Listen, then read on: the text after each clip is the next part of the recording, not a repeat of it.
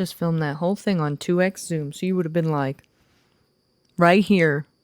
Every week at the farmer's market is pretty different, and I think that mainly goes off of my mood, and I think this is how a lot of us feel, right? Where some weeks you're really prepared, and you have a list, and you know what you're going in for, and we go in locked in. Our wallet is going to thank us because we have a list, and we will not stray, and we will not overbuy.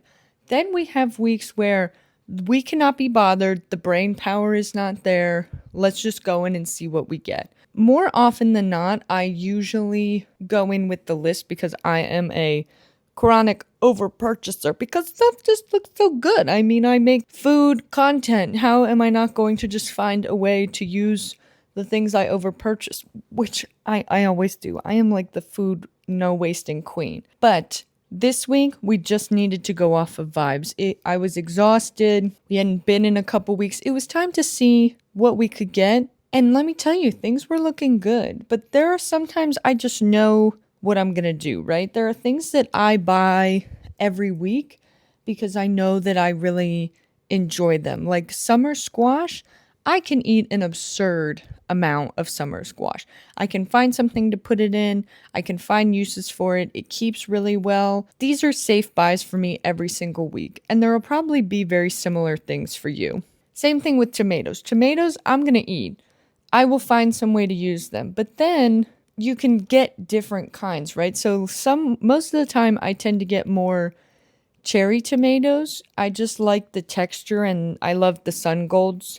If you know, you know. But this week I had this idea that I wanted to try this recipe for stuffed tomatoes, like a stuffed pepper, but it's a tomato instead. So I got more big tomatoes instead of small tomatoes this week. Same amount, different size. Same thing with fruit. Like I always want a fruit for like a snacking fruit, and we're kind of on the back season of what is in stock. There's lots of melons, there's lots of stone fruit. I love cherries. So, and we're kind of in the last little bits of those, so I had to get them when I saw them at the farmer's market. But I had this idea as soon as I woke up on Sunday morning that I wanted to somehow turn into a French pastry chef and make macaroons for the first time ever. And if you've ever been here before, you should know that like I am not the best baker anywhere close to a good baker ever. But we learn and we try here all the time. So cherries were now going to become jam. Saw it, bought it, it made sense. And this week we were there. The corn finally looked good. We've been having like a worm epidemic at our farmer's market in the corn. Checked it out this week. Beautiful. Okay. That meant it was the perfect time for me to test my corn chowder recipe. And you should be so ready because this is an iconic recipe that I am so excited to share with you this week. And I truly think I have perfected it. Then there are some things where I go in and they're just everywhere. And I know I'm not going to buy them. Like there are salad greens upright, left, and down at our farmer's market. I am not that girl. I am not going to buy them. Why? Because I don't have a meal for them to go in. And if it doesn't have a meal idea that I know I will eat, I'm not purchasing it. So yes, there's the occasional time where I buy salad greens and they're beautiful, delicious, wonderful, and I make a little salad with them. But I think that's a rare occasion for me. So I don't buy them unless I know that there's a salad on the menu that week that I will be getting. And this week, it was not happening. So that's kind of how I shop. Some staples, some projects, some random bits and bobs. But this is what that turned into this week.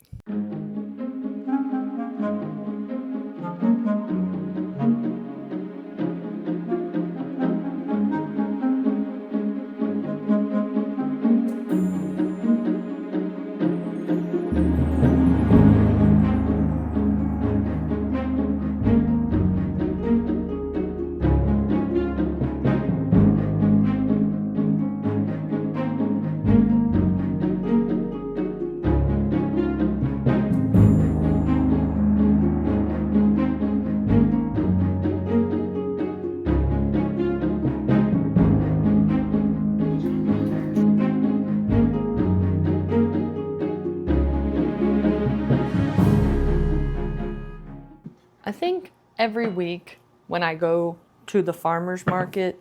Sometimes I do, like I said, go with a plan, but I think a lot of the time, if you just go off of vibes, you can end up with some very fun, interesting things. I think afterwards, though, I gotta spend a lot of time, if you go off vibes, then figuring out what all of that is going to look like for your week be made into, versus if you do that beforehand, you don't have to put so much work into it. Are you ready for this watermelon reveal? This is a good one. This looks real good. If you've never had yellow watermelon before, in my opinion, it does taste different than a regular red watermelon. To me, it's much more, I always describe it as mild, which I know is like a weird way to describe it, but in my opinion, it is. It's like almost like a, I don't really know how else to explain it. It's still sweet, but it's not as sweet. I don't really know how to explain it. But ever since I tried it when I was like a teenager, my best friend Heather's dad grew orange watermelon in his backyard. That was the first time I had ever seen it or had it, and I loved it. And then I saw it at our farmer's market when Aaron and I moved here. I introduced him to it, and now he prefers these over the red ones too. So my plan right now, with everything I got, is corn soup. I haven't decided if I want to make it hot or cold yet. My thought is, obviously, it's got to be prepared hot, and then it will just chill in the fridge regardless. So you kind of get the best of both worlds with that.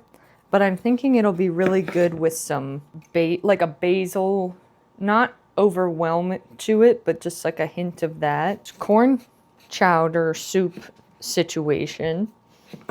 I really want to make macaroons because I've just had this thought about them since I woke up this morning.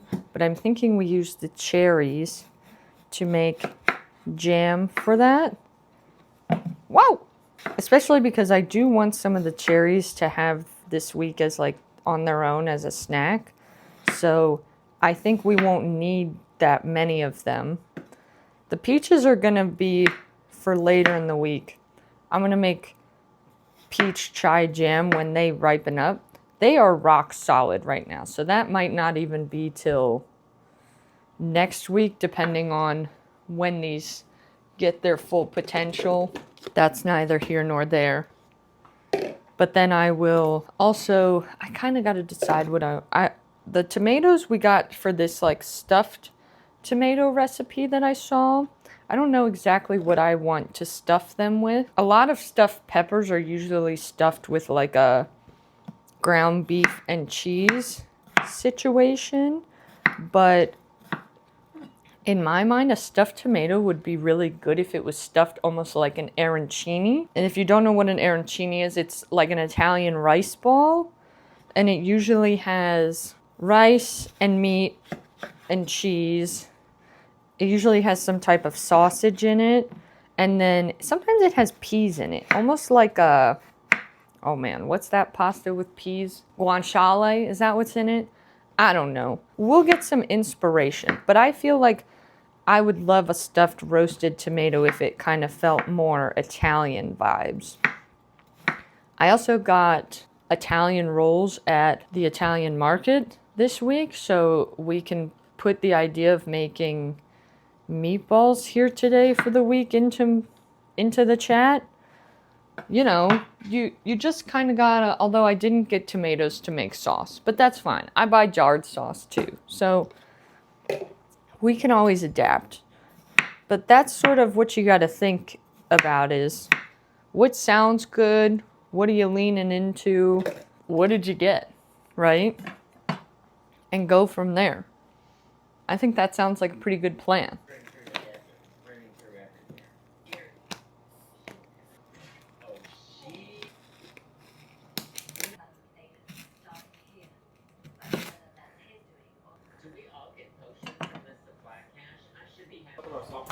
No, I'm just going off of what you said. Oh, I don't know if what I said is... I just watch.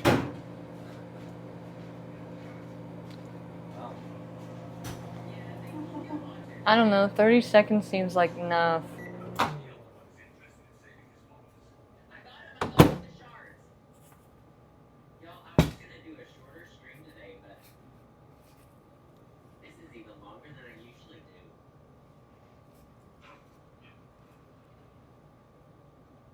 More time. But I think they... Do you wait for it to cool off?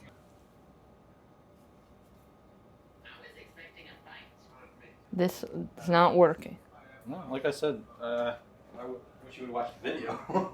This doesn't work. I don't believe them. Why? Otherwise it would be so hot. You wouldn't be able to... I don't know. I don't know. Yeah, I have no idea how these things work. It's fine. It's a fine method. Ah!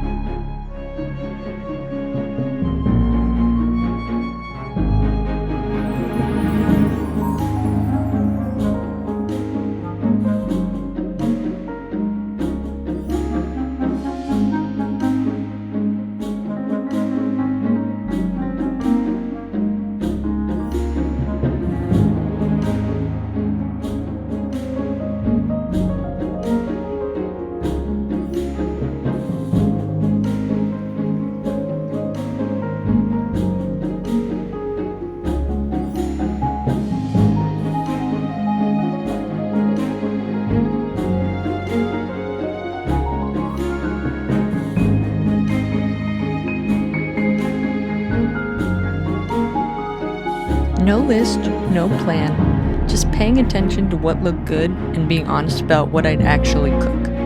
That's what got us to this week. We got some staples, one impulse buy, and maybe one total macaroon disaster that ended up still being delicious, but maybe not photo ready. Oh, and that corn chowder?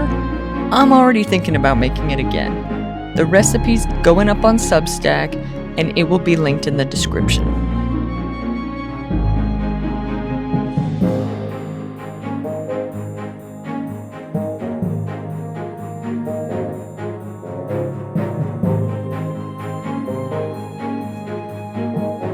If you enjoyed coming to the market with me this week, or you just enjoyed laughing at my macaroon disaster, make sure to hit like, subscribe, and turn on notifications so you don't miss the next one.